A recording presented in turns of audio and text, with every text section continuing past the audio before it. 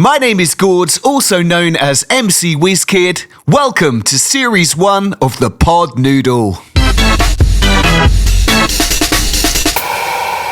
Ladies and gentlemen, we are not messing about here on the Pod Noodle. Once again, we bring you the creme de la creme of dance music and entertainment. And I am sat looking at, arguably, one of the creators of a genre, one of the biggest producers of a period that was so exciting for the music that we're going to talk about a bit later on. Also, this guy has worked with some of the biggest artists even outside of his own genre. This guy is an absolute legend. I first got to know him through teaching. Obviously, our paths have crossed several times in the live arena, but now I'm very proud to call him a friend. Ladies and gentlemen, I give to you Mr. Ben Keane, also known as the mighty BK. How you doing, man? That was a very good intro. Jesus, thank you. Well, it's nothing but the truth, man. How's your day? Yeah, good. Thank you very much. Just been pottering in the studio this morning. Amazing. What are you? Well, should I ask? Am I allowed to ask? I was just looking at signing a 5-single deal with someone, so I've been preparing music for doing all of that kind of stuff. A big European label. So amazing. I mean, I'm going to touch on some of the releases and stuff, but also I'm sort of mindful that being WizKid and whatnot, I get asked the same questions all the time, as I'm sure you do, being BK. So I'm going to try not. Sorry? What's your favourite record? Yeah, what's your favourite? If you were a colour, what colour would you be? Well, we all know you'd be a rainbow, my friend, but thinking about the times before being the DJ producer that you sort of went on to become, and I want you to sort of cast your mind all the way back to, I assume, being a teenager. How did you kind of discover the whole rave thing? What sort of pulled you towards it? What was that journey like? Well, it was from school, really, to be honest. So I went to school out in Essex, which is a big place where rave came from, where the Prodigy came from, where Romford was, where Suburban Bass was. And I had a friend of mine who was a year above me in school was putting on, while we were at school, I was maybe 15, he was 16, or I was just nearly turning 16. Probably 15, to be honest. He was putting on raves. He started to put on raves in a venue in Leabridge Road called Wonderland Arena.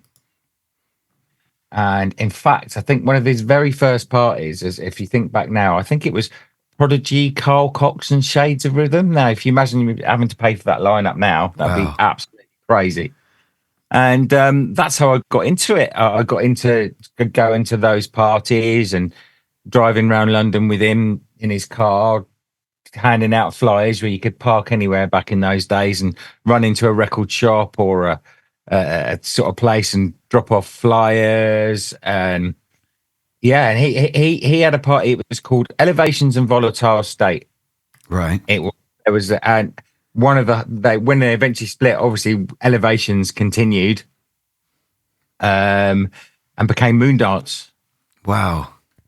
And it was he used to do parties with MC Funky back in the day, and we were kids. Well, I was going to say, I think Funky went on is now at the helm of Moondance, if I'm not wrong. I think he's the man that then took it off. And I used to go to those parties at a venue called Leabridge Road, which they were something to do with, called Wonderland in Leabridge Road in London. There was Wonderland, there was the Dungeons, there was Labyrinth in Dalston that we used to go to all the time. Our friend Mr. Bunter was playing as a teenage boy, and you had those infamous stairs to nowhere. If you ever went, you'd turn the corner and climb some stairs and just reach a wall. And no matter how many times you went, you'd be stumbling around in the dark, a bit off your tits, and you'd still walk up those stairs and think, where the hell does this go? And then you'd go, oh, right, yeah, they don't go anywhere. I remember those days, man. I think my first experience of Labyrinth was a little bit later along the line, and I think Stevie Hyper D was performing there from memory, the late great Stevie Hyper D, and That's what I took away from me. I was dead nervous to be there, obviously, like you probably were in your first times. But I remember he was absolutely amazing. So obviously you're going on these like early sort of hardcore rave experiences. I mean, were you like a full on raver? What was the vibe, man? I became a full-on raver eventually, until they suggested to me that it wasn't worth me staying on at sixth form. I should go and get a job somewhere, because I wasn't there on a Monday or Tuesday. I was coming back from being in a field somewhere. Yeah. I did the whole biology, telepathy, parking on the side of the M25, leaving your car there, traipsing across a field, to go to raves. Amazing. Just crazy, crazy, crazy times, listening to Centre Force, which is still going now, listening to Centre Force radio and things like that. And listening to where you're going to meet up in a car park or meet up at a place called Berwick Manor, and then drive from there to a rave that they'd only give the location to, at the last minute. Amazing. Good, exciting times with no health and safety, any of that kind of stuff. But really, really, really good times. Was there like a moment where obviously you're sort of immersed in this racing, you've got your crew of friends, you're living the life, you're going to the fields, the illegals, all of that stuff. Was there a moment that you can sort of recall where you sort of stood there and thought, yeah, man, I need to... Yeah, I think I remember being in Wonderland Arena, the venue we already talked about, seeing, like Prodigy perform live and thinking, yeah, I want a piece of this, watching the response a DJ gets when he drops a massive record and thinking, I want a piece of this. But my brain would tick a little bit more, and I would think, I'd watch all the DJs and stuff getting adulation, and of course, DJing is a massive skill of its own. But I would think, well, hold on a minute, they are playing someone else's record, right? Obviously it's a skill within itself, but my brain went kind of further than that. And I think, well, how did that record get onto that bit of vinyl? And I'd start thinking, that way forward, and be sort of more interested in, at that time, in how it was made, and making music. So was it like the next steps obviously is to start being creative in some way? I mean, obviously it's always been within you, but was it the decks first? Was it getting in the studio what was the next?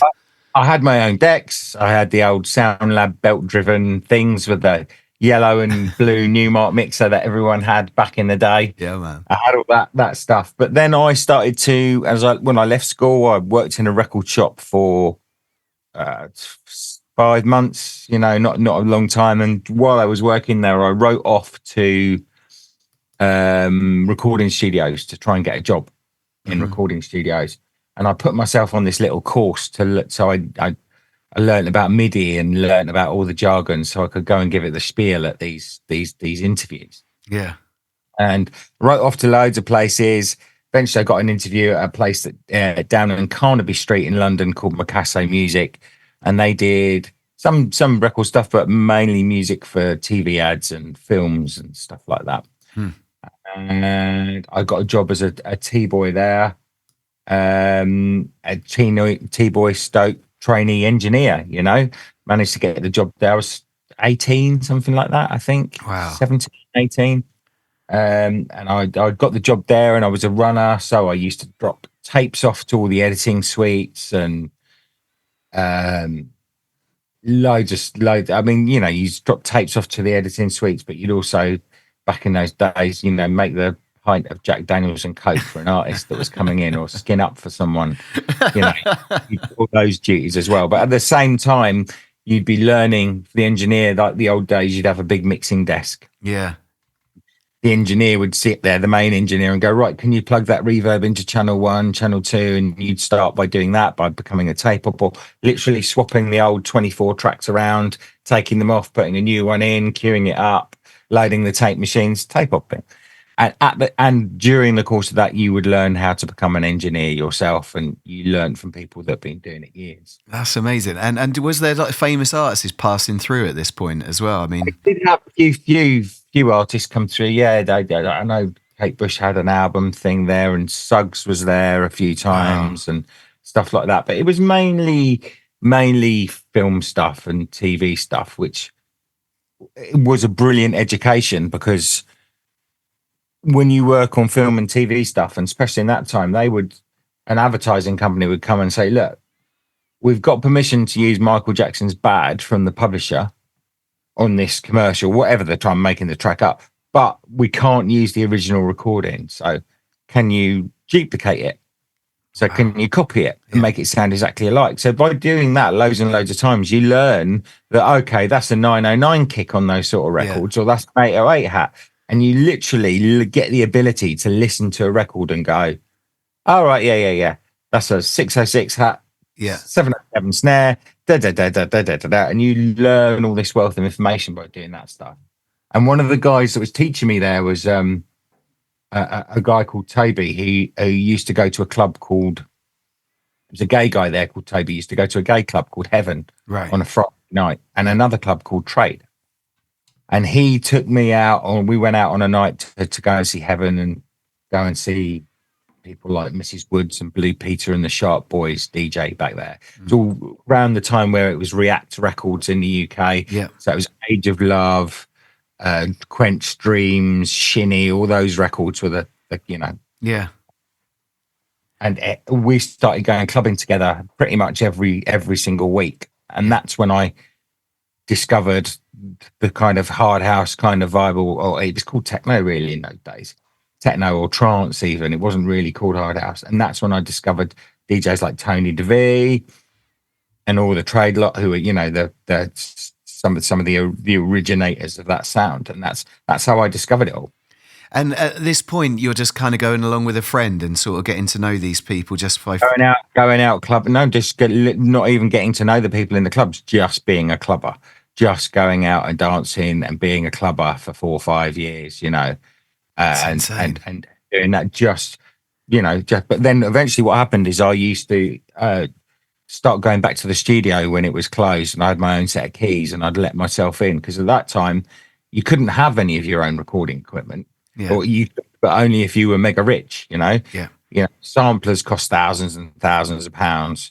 You put it into perspective, I think, a sampler in those days, a 1100 or a 3000 Akai was probably, with decent memory, about 4 or 5 grand to buy. It gave you like 32 seconds of stereo sampling. I've got a doorbell that can play MP3s that cost me $9.99 that has got 10 times the amount of storage and data on it than those original samplers had. So I used to go back and use all the equipment, all the big mixing desks, to try and learn and teach myself how to make the music that I loved. What was your first sort of creation? Obviously, you've got experience. You're already on the job. You're recreating these big songs for TV and film and whatever, and putting your own spin on them. When it came to your personal creation, the first thing that was it like a hardcore record? Was it a techno record? What was the first? It was a hardcore record. I think it was actually a top 20 hardcore record when I was about 18 and 19. It got signed to MCA. Wow. And I did it with the guy who was teaching me to engineer. We decided, because we were going clubbing, we'd make something together. And it was called Tech 2. And they then, because it was a TV advertising company, they managed to get it synced to the Playboy. The Game Boy, sorry, Playboy. Yeah. That's a different conversation there. The Game Boy TV ad. Right. Wow. It then went on the Game Boy TV ad. And this is your first thing you've done? My first release, yeah. That's insane. Yeah. Wow. So they got that, managed to get that on the Game Boy ad, and then we changed the lyrics to Playing with the Boy. Okay. And so it fitted the Game Boy thing. Yeah. And it sampled all the Game Boy sounds. Oh, amazing. I had Star Wars samples, May the Force be with you and all this in there. And we brought in the guy who took me to engineer. His dad was a famous actor. Yeah. He's been in loads of films, and he came in and reproduced all the samples for us. Wow. So let's just, all right, we're right at the beginning of the interview. We're like 14, 15 minutes in. You've told me, right, that you discovered rave music. You weren't engaging very well at school. You're going out to the hardcore clubs, the iconic ones of the early 90s. You've then got into a group of friends, found yourself in the famous gay clubs like Heaven and Trade, etc. You're also mixing with some of the DJs and getting to know one or two people there.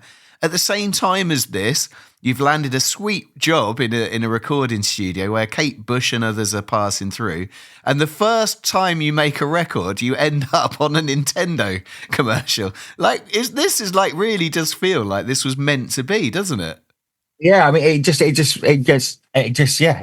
just sort of kind of all fitted into place, you know. And had I not got that job at the studio in London, I'd never met Toby. I'd never been introduced to the whole gay scene clubbing thing back in the days. And that's where the music that I make now originated. That's where it came from. Yeah. That's what was pioneered. So when I started to make that sort of music, I was only making music for 5 DJs to play, and out of 2 venues. And if they played them, I was happy, you know. So I would literally just make records for Tony DeVee, and Pete Wardman, Steve Thomas, all those DJs that were playing at Trade and gay clubs. That's how I learnt my, excuse the pun, but that's how I learnt my trade. Amazing. So when did it sort of, like, at what point did it sort of, because obviously, I mean, your story is insane. And despite me knowing you now for many years, I didn't know this until now. But like, when did it, like, you've gone straight in on a massive record. The first thing the first thing I ever made was Useless. It was recorded on a cassette. But yeah, but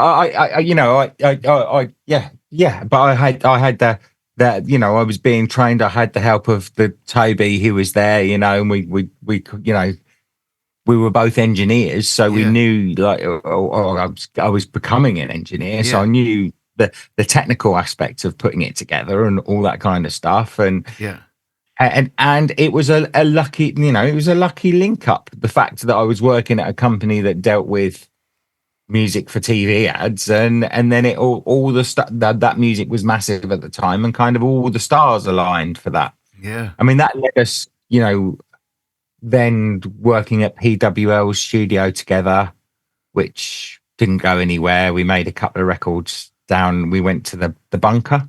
Right. It was called the Bunker, PWL. Went down there, and I think I actually got kicked out of the Bunker for smoking a spliff. You know, 18 or however old I was, 19. In fact, in that. And that didn't go anywhere. We made a couple of record things down there, and then I think the next thing we did is we wrote a record. It was the year Gina G was in the Eurovision Song Contest. So the other boss for this place that I worked, he was really into entering the Eurovision Song Contest every year and had done it for years. Right. And really liked it, and you know, he just, you know, that was his little thing on the side. Yeah. So we decided to write a dance music entry for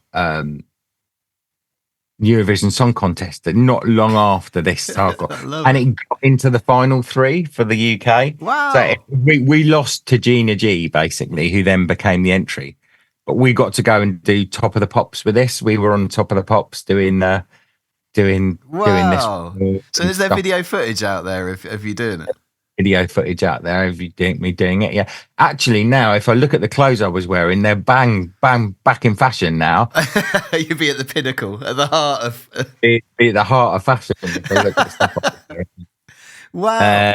But yeah, there's me in a pair of Oakleys miming on a Korg M1 to an organ bass line, you know. What an experience! You know, I'm quite fortunate in recent times because I work, as you well know, with lots of kind of 90s pop stars like N-Trance and Technotronic, and they sort of share stories of their experiences.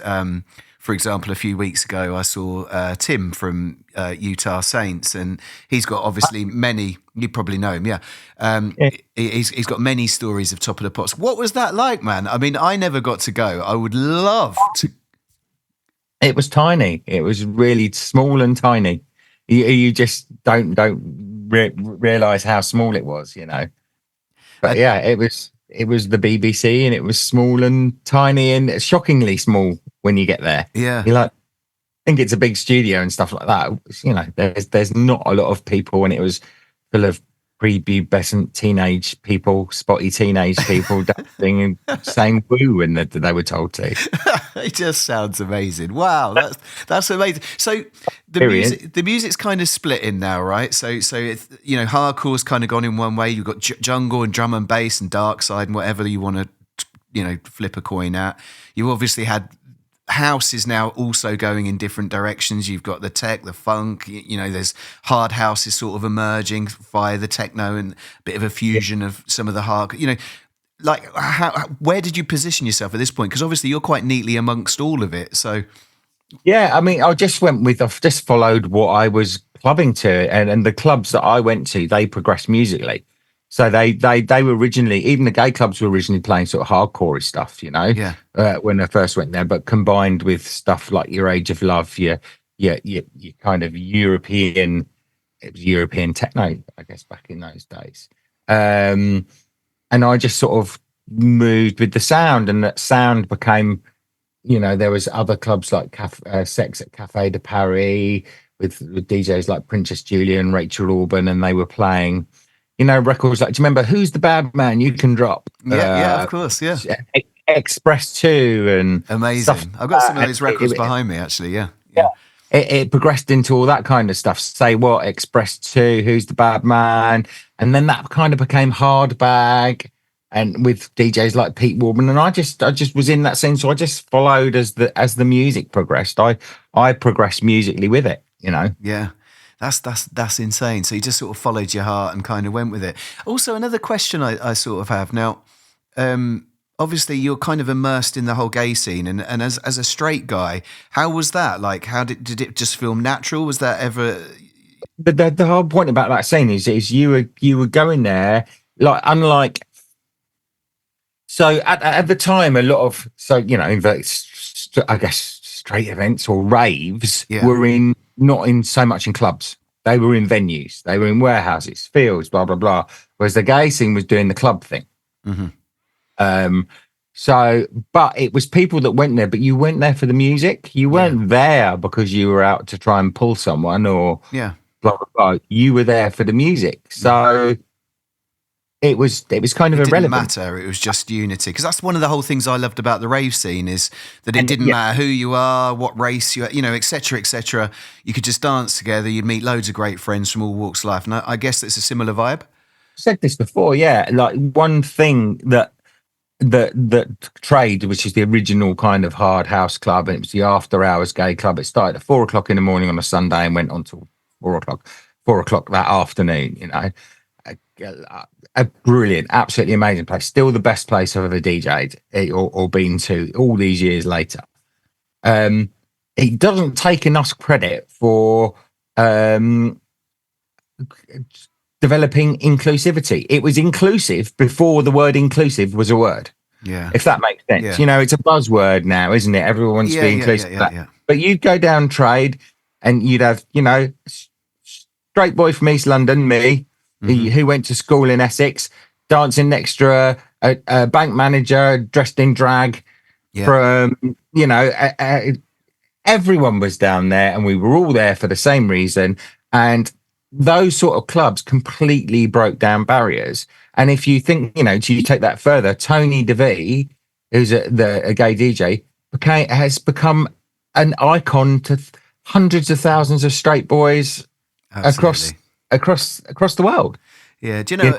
I get it. We were talking about this a little bit. I recently interviewed, I better not say his name because I don't know what order I'm going to release these in, but I was speaking to another guest like yourself recently, and we were talking about logistics and geography and all that kind of stuff, and how, unfortunately, over time, people can base their opinion on, say, a genre of music or an MC or whatever, based on where they come from in the UK. So they might say, "Oh, this is a northern DJ," or "This is a southern sound," which I get it to a degree of kind of wanting to put it into a conversation and putting a label on it, but I don't get it if you're going to disregard it because of that, the opening sentence. So for me, for example, growing up, some of my friends, a little pocket of them liked really industrial gabba music. It didn't fit well with my palate, if I'm honest. I preferred break beats and, you know, happy hardcore and hip hop and whatever. But nonetheless, if I disregarded it, I'm not going to find anything that I like based on the fact that they're going to say they're going to listen to Gabba. And I kind of get what you're saying there, because like the whole geography thing, it's about keeping it open-minded, and you don't sort of base it on a particular area, clientele, race, you know, whatever that might be. I think you should always just sort of accept it for what it is, you know? Yeah, it was everyone from every walk of generation there for the same purpose, to dance to great music by their favourite DJs. Yeah. And just by that, as cheesy as it sounds, it just goes how to show you how music can break down barriers. Yeah, absolutely. I totally agree. I don't want to turn this too much into something that's painful for you to talk about. It's the last thing I want to do. But obviously, Tony did become a great friend of yours. It's only... you get a million people that say, oh, I knew Tony through being at Trade and dropping records down. Wasn't he was not even a colleague. It's hard to explain, but I wasn't one of it. I was very good friends with that whole group. Yeah, but I don't want to sit here and go, yeah, Tony DeVee was my... I agree. I mean, because I knew him through me going to Trade and I printing up acetates back in those days, dub plates, and I used to leave them in the DJ booths. And this is where Tony DeVee, but also Ian and Steve Thomas, who, you know, all those Trade DJs who sometimes get overlooked because of the whole Tony thing. Yeah, all those guys were exceptionally helpful to me in the fact that I would print up an acetate, I'd drop it down to them, and rather than go, oh yeah, great, a lot of them would go, yeah, it's okay. You know what's wrong? Your kick drum's wrong and your thing's wrong, and it's a bit too long here and short there. They would actually give me, you know, Tony included, give me advice back. Yeah. And I would start to listen to their advice, you know, and start changing my productions and blah, blah, blah. And you'd often take them down, and every now and again you'd hear one played. And it eventually got to the point where I put an acetate in the couple of acetates in the Trade booth. They'd nick each other's acetates, fight over it, and you'd hear it played straight away without them even taking it home. So amazing. We went from not getting any stuff to play to hearing 15, 16 tracks of mine played within the night, each DJ playing 2 or 3 things, you know. Phenomenal. Well, I'm mindful as well that you I mean, even now, all these years later, you still pay homage to Tony, and regardless of what the relationship was like, you're a big part of keeping his legacy alive because of the work you do and the stuff that you do. But that whole Trade sound, I would not have a job, or I wouldn't be doing what I was doing if it wasn't for Tony DeVee, Ian, Pete Waldman, Steve Thomas, and also Lawrence Malice, who was the promoter of Trade, who did something very, very unique then. And you kind of take it for standard now, right? You almost take it for standard. He created a lineup that told a story and a journey. So you'd often go to clubs, and especially in the rave scene, you'd have Colin Dale, followed by Carl Cox, then someone else. They were all individual sets. Yeah. Were all individual sets in the night. But what they did there was they created, you know, starting off with Malcolm Duffy playing US House,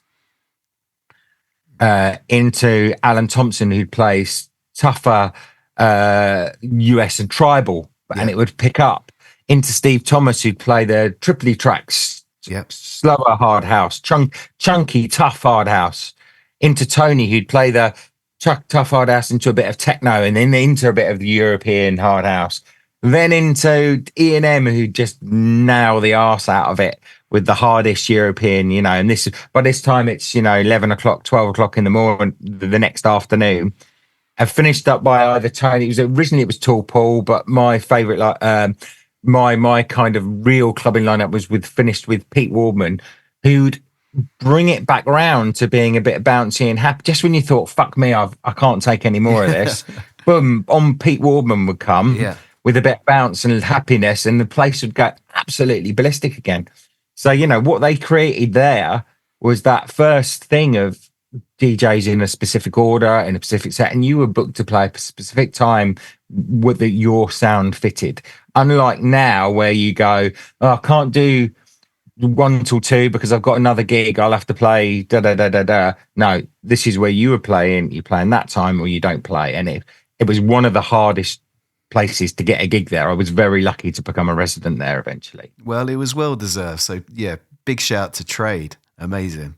Yeah, no, they did a lot of good work for Hard House that doesn't, even with Hard House is having a bit of a resurgence at the moment.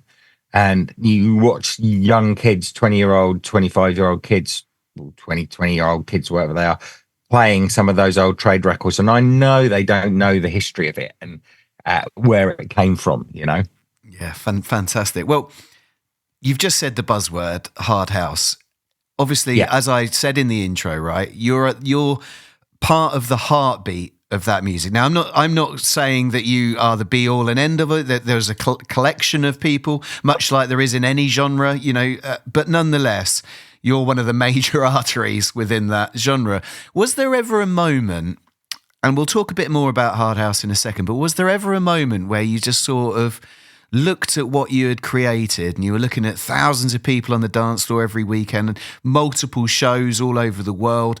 Did you ever sort of stand there and think, look what I've done, man? Look at, like, was there that sort of moment where you sort of thought, rah? I hate to keep banging back to Trade, but my ever first moment that I thought I'd made it was when two things. Tony DeVee played one of my records, a few of my records at Trade, and the place went off. Then I listened to the radio and heard him playing the same record at Love Parade in Leeds, which is a massive thing. And then I was driving down. It was like 2:00 on a Wednesday afternoon, and I'm driving round London in the car. Kiss FM was what everyone used to listen to back in the day. Yeah. Kiss FM's playing, and all of a sudden my track comes on at 2:00, Radio 1. And what had happened is they get a specialist DJ on to pick a track that's going to go onto the playlist of the weekly normal playlist. A specialist DJ picks a track that's going to go onto the weekly playlist. Yeah. And Tony B had picked my track on the Saturday, and it was being played every day on Kiss that week. And that's when I thought, fucking hell, yeah, this is going all right. Gassed, man. That's amazing.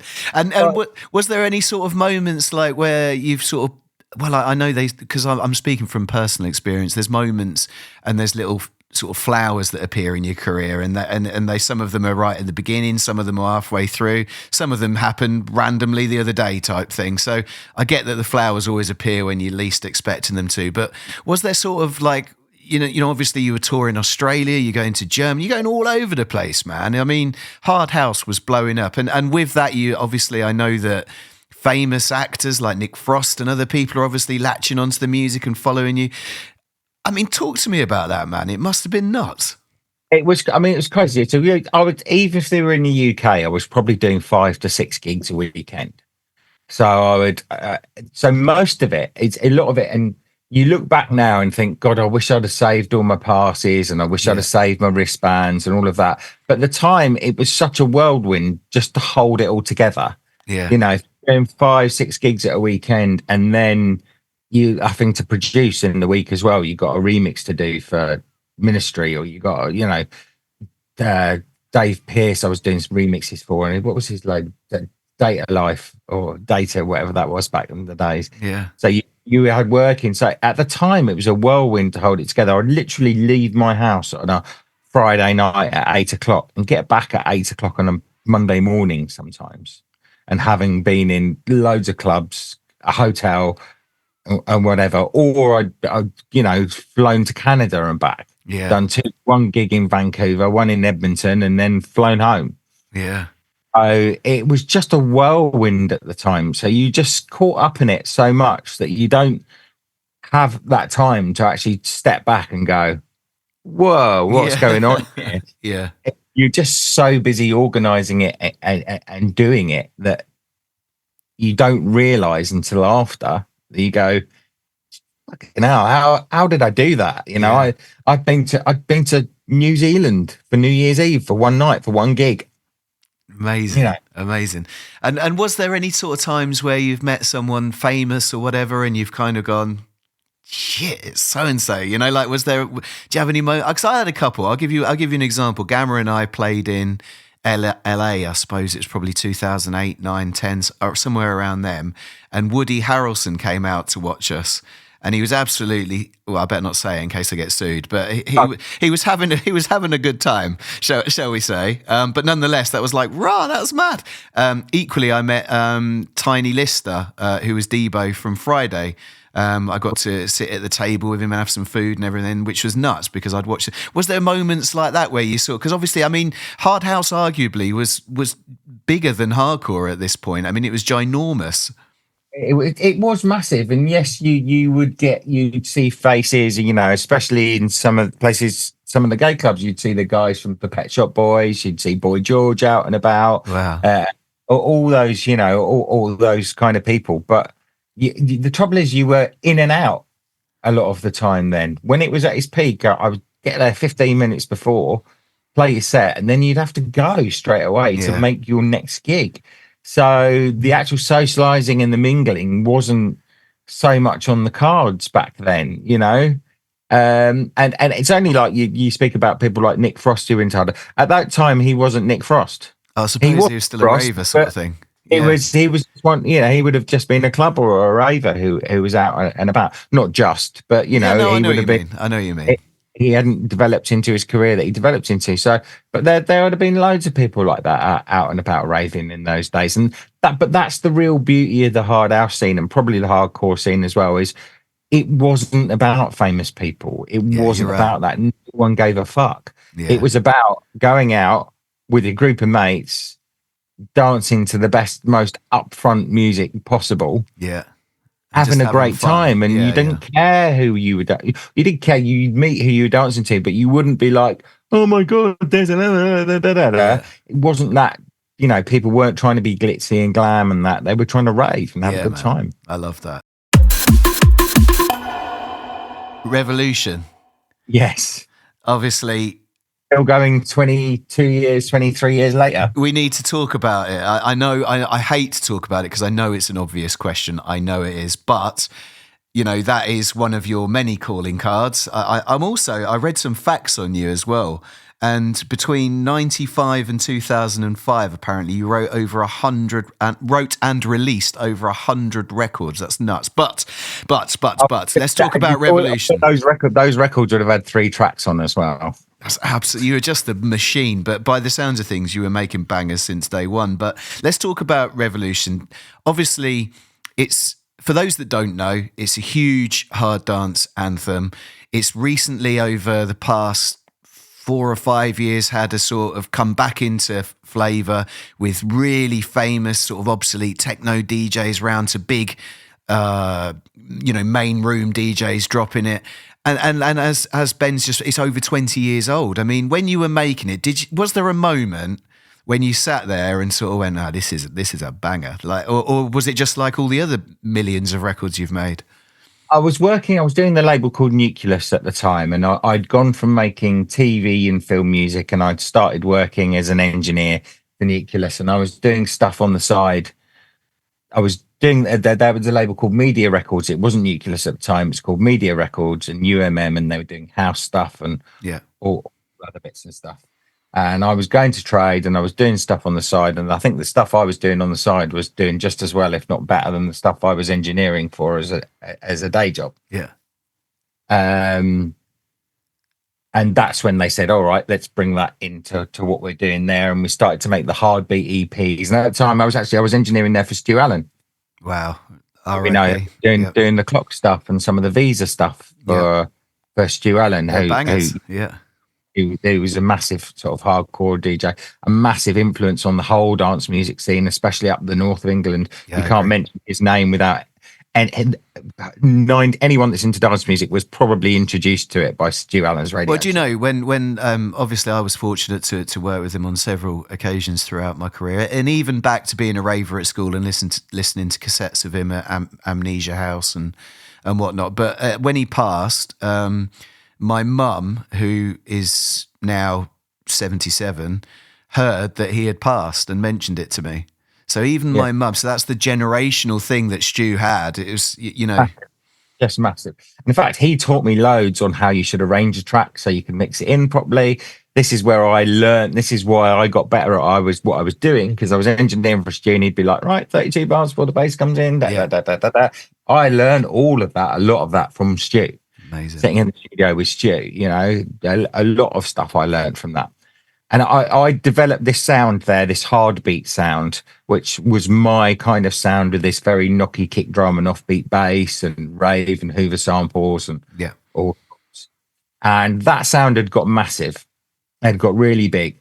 And consequently, because of that sound got so big, everyone started to sort of make that sound. Yeah.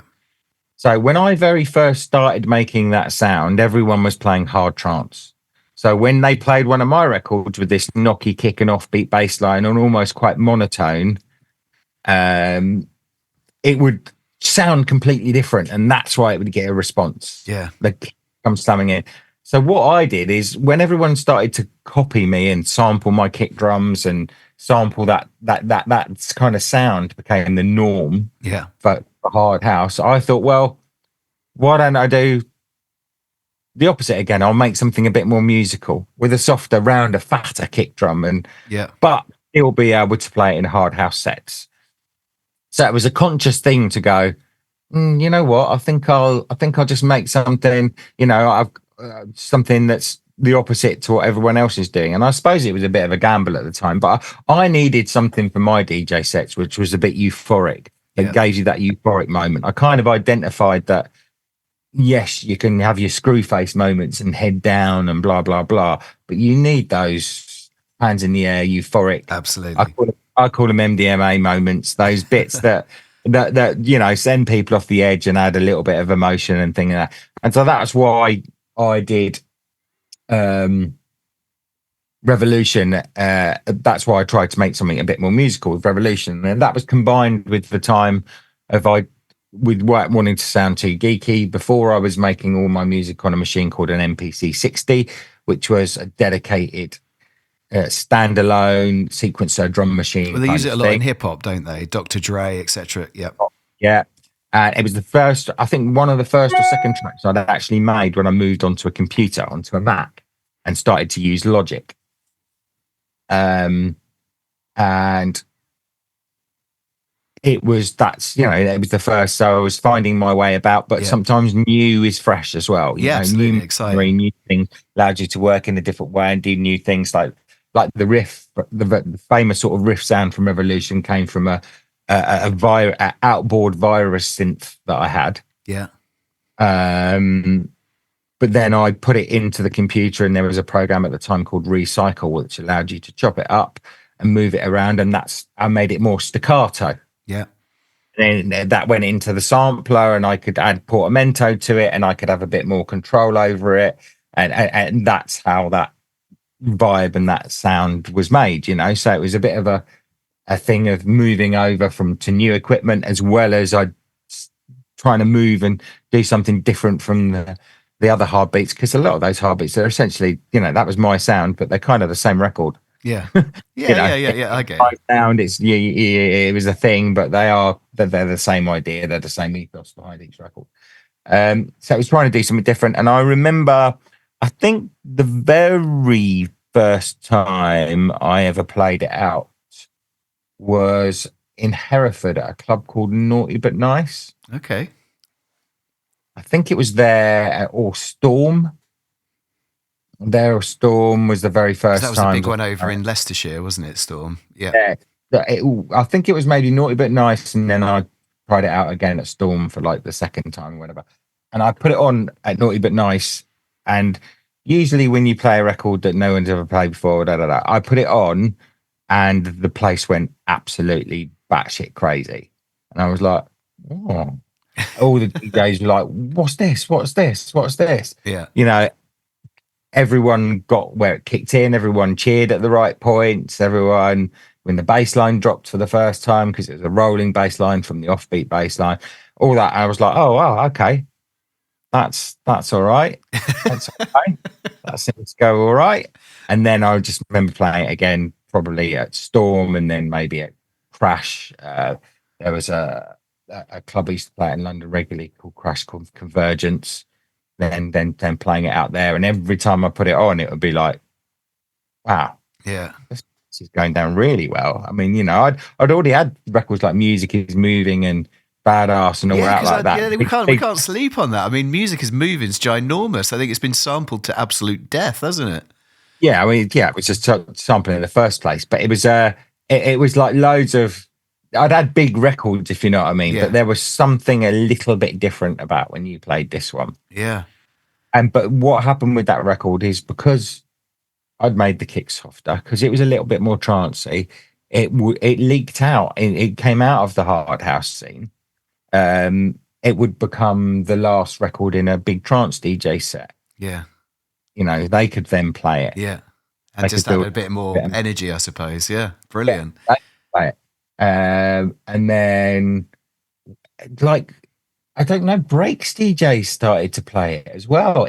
We had this weird thing where, okay, I was at a breaks party and the big breaks DJ played it. And then someone, I think it was Anne Savage or someone, sent me a video of it being dropped at Space in Ibiza. Amazing. In the middle of a house set by one of the massive house DJs. Yeah. David Morales or Roger Sand, someone you just wouldn't expect to play Yeah. Okay, this is weird. And obviously Judge Jules and Dave Pearce were hammering it on Radio 1. Yeah. And then it went to A-List Radio 1. It went to the daytime playlist on Radio 1. But it went to daytime playlist Radio 1 at near Christmas time for it's when they got re-released it. Yeah. So there was a bit of a problem with Woolworths at the time, right? And HMV, they were making space for Elvis's greatest hits ready for Christmas, right? Okay. So it was a top 40 record, but it actually, I think, sold more than that was at number 10 in the Christmas charts. It would have been a top 10 record at Christmas. Can you imagine? But 80% of it was sold through specialist chart shops. And in fact, it's the last vinyl, because they didn't they didn't do CDs because HMV wouldn't take them. Yeah. Or Woolworths wouldn't take them because it was Christmas. So they were like, no, we're not going to take CDs. So they didn't print up any CDs, Nucleus, which is, you know, a bit of a silly thing, but they didn't. So it was vinyl, but it transpired that it was the last vinyl only top 40 ever. Wow.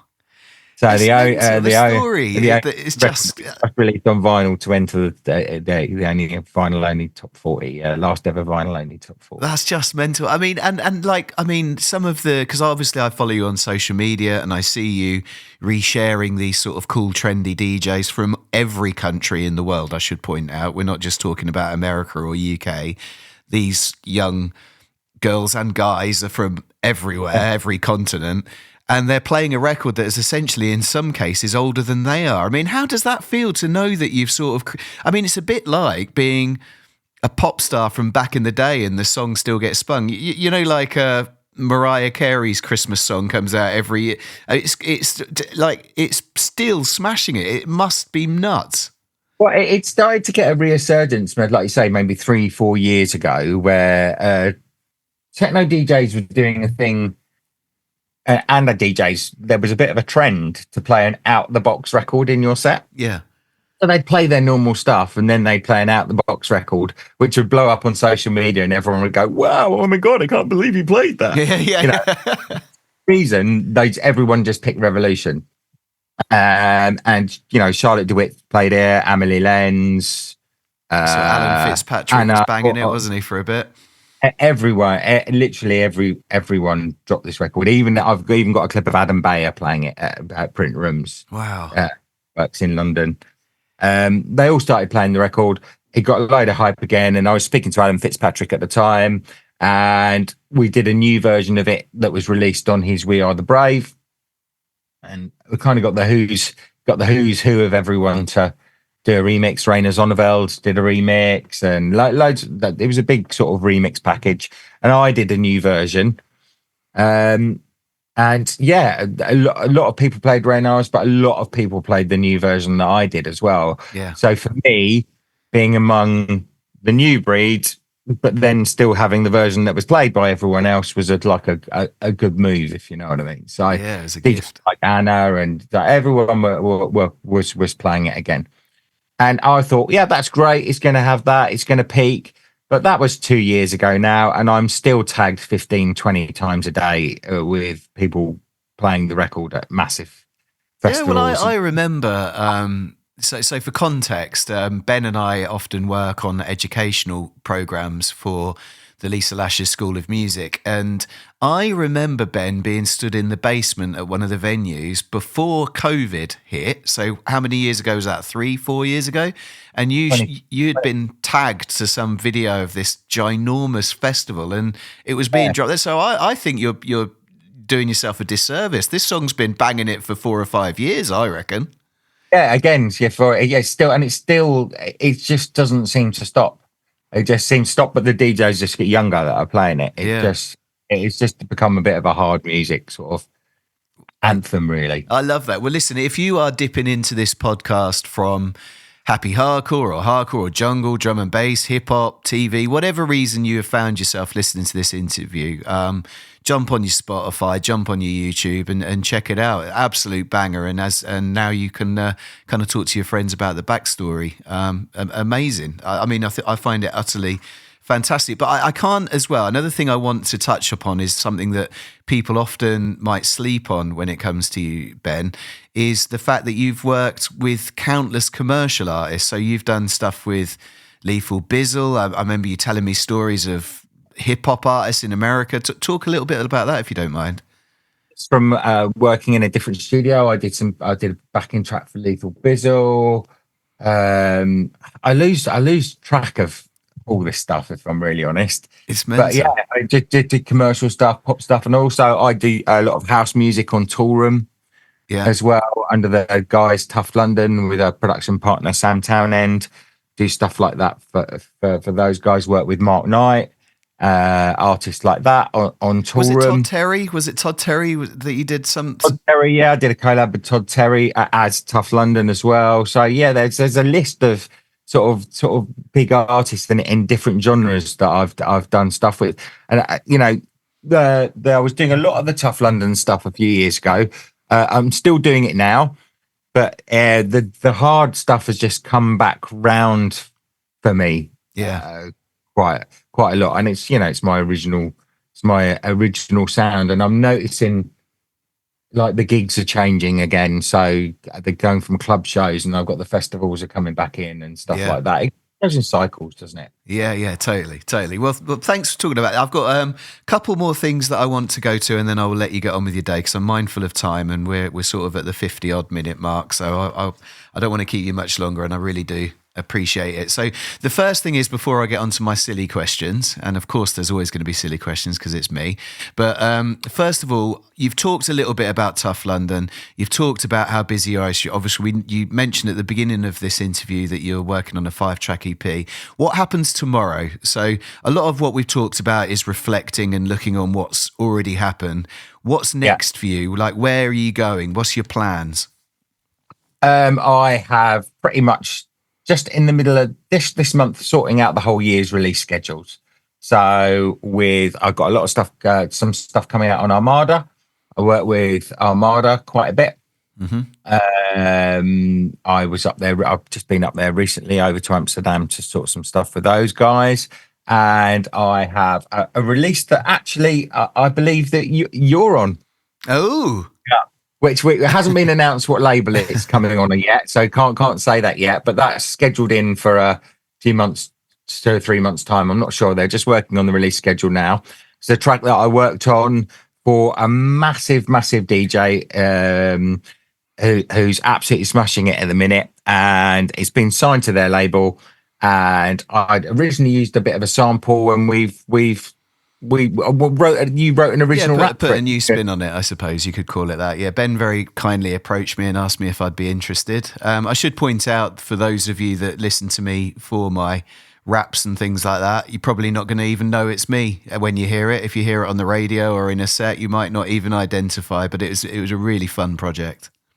yeah, so that's coming out, and I'm just working on doing some more bits for them, hopefully. So I should have about at least 4 or 5 things lined up release wise for this year.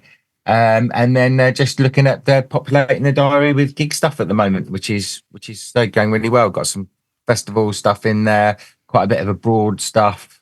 At least 4 or 5 countries have gone in so far this year, so that's building up. I'm really lucky that I'm at a stage in my life and my career where I'll start to pick the gigs that I want to do, and I don't mean that as I don't want to sound like spoilt or I totally understand. Yeah, I'm sure the listeners do as well. But just like I want to pick the ones that I'm going to enjoy doing. Enjoy doing, and either take me to a new audience or things. That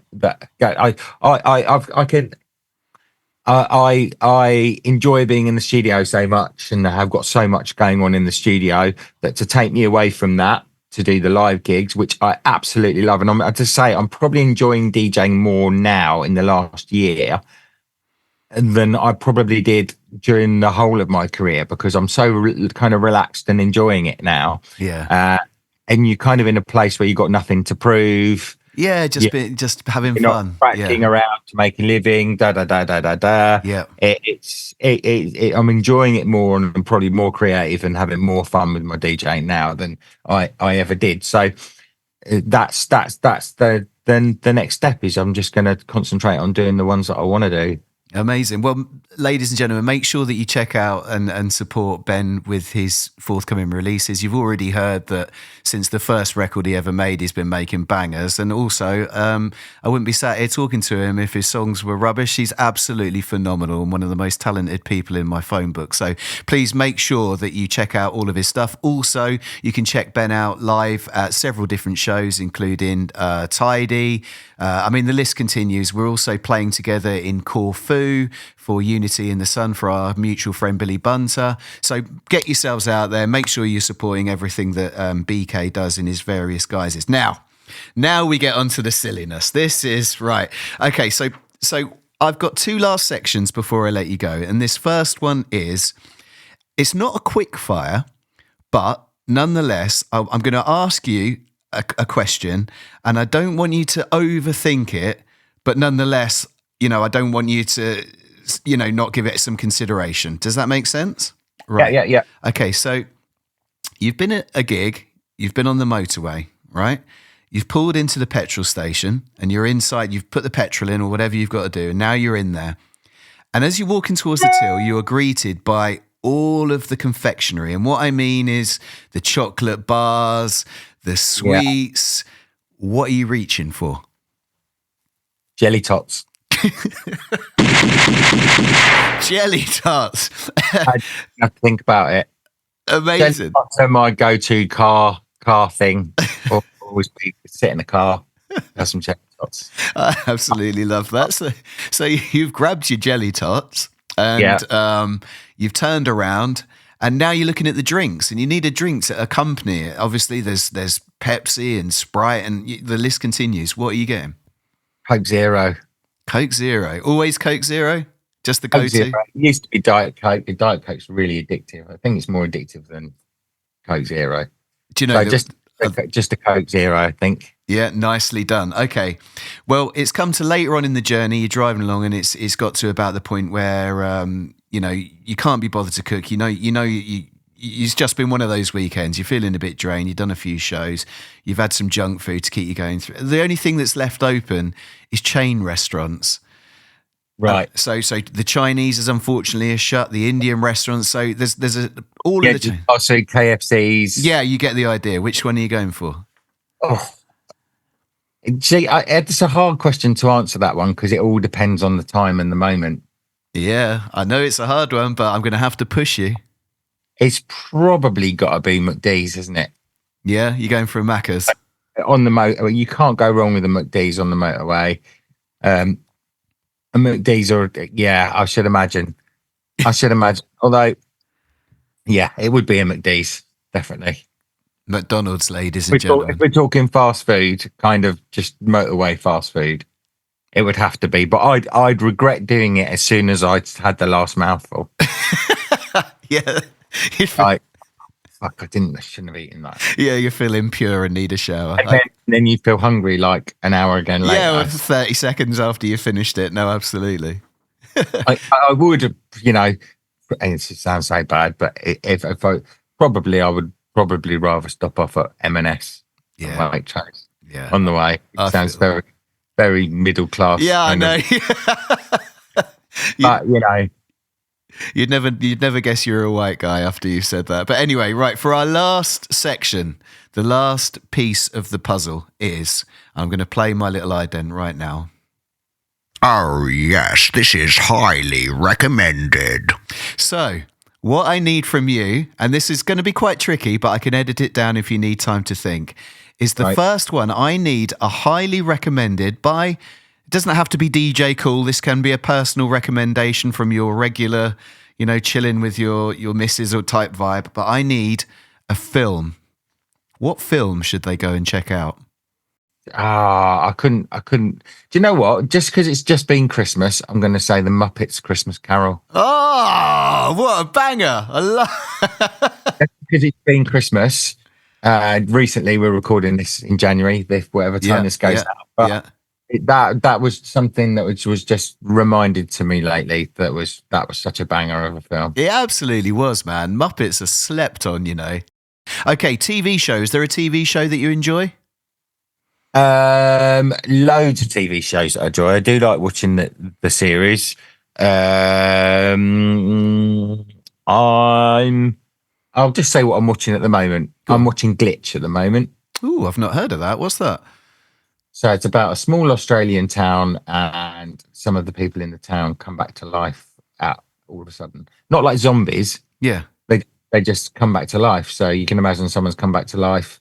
This guy's wife's come back to life, and he comes back and he's remarried with kids to her best friend. But his dead wife's just turned up. Oh, okay. What's this? Is this on Netflix or is it on iPlayer or? Netflix. That's what I'm watching at the moment. There's too many good series I could go on about. Okay. It sounds like a good one. I might check that out. Star Wars series on Disney are all bangers. My eldest watched The Mandalorian and he loved that. Banger. Yeah, banger. I bet he went. I'll be a bit of Star Wars. Right, okay. I got two more and then you are free. Book. Do you read many books? Any books that you'd recommend? Rob Tezera's book at the moment, if I'm very honest. Yeah. And there's a little picture of me in there. And the last two books I've read are Rob Tezera's and Mr. Billy Daniel Bunter's book. Yeah, I'm mentioned in that one. Yeah, so look at us with our little cameos in books. You can get both of those books, incidentally, at musicmondays.com. And finally, the final question that I'm going to ask before I let you go and relax is album. And it doesn't have to be rave music. In fact, you could give a rave one and a non-rave one. Jilted Generation. Of course. And Queen. There's something by Queen, probably.